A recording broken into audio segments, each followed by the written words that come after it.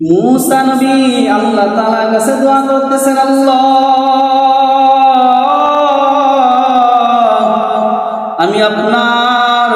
আমি আমার জামানার সবচেয়ে নিকৃষ্ট বান্দাকে আমি দেখতে চাই। মূসা নবীকে আল্লাহ ডাক দিয়া কই, মূসা যাও। মূসা নবী আল্লাহর সাথে কি করতেন?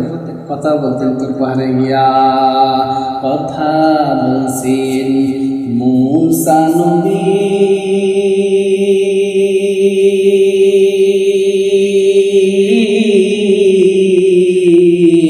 তোর পাহাড়ে গিয়া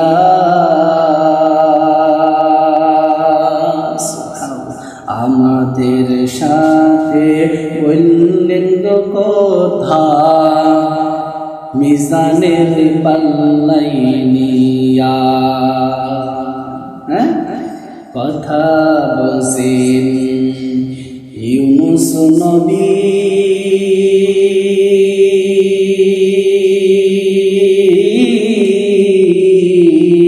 মাছের পেটে গিয়া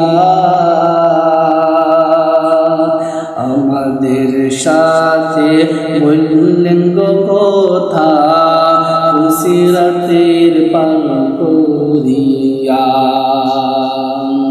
কথা বলছেন ইব্রাহিম নবী।